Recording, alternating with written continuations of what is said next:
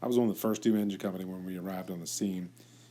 We had laid out, parked in position to leave room for the truck, and stayed out of the heat impingement zone based on the fire conditions. So we basically led off with a deuce and a half and an inch 3/4. I had the third pull a deuce and a half to hit the bulk of the fire in the garage, while the fourth was setting up at the inch 3/4 at the front door. During that time, I was doing a circle check around the house. Following my circle check, we were unable to verify through communications, the homeowners, or neighbors whether there were still any occupants inside the home.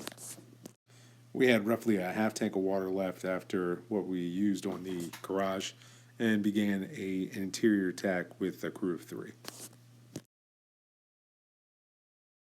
We arrived on the scene in the second due position and immediately picked up the first two engine company's UMAT.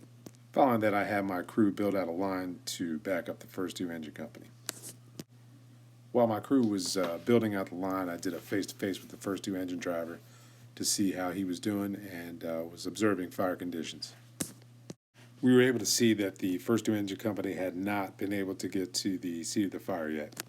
I had my crew follow me in with a backup hand line as I worked my way up the first two engine company's line.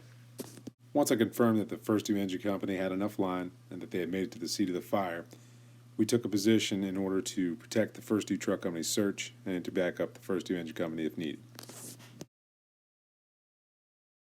When we arrived on the scene, we had came in from the opposite direction and took position in the driveway of the exposure house on the Delta side.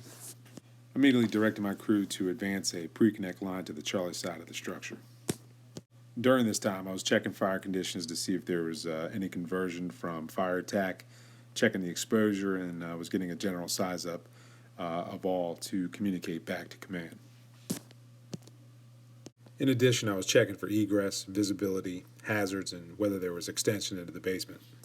Once I gathered all of the information, I began prioritizing scene needs and communicated back to command with the priority.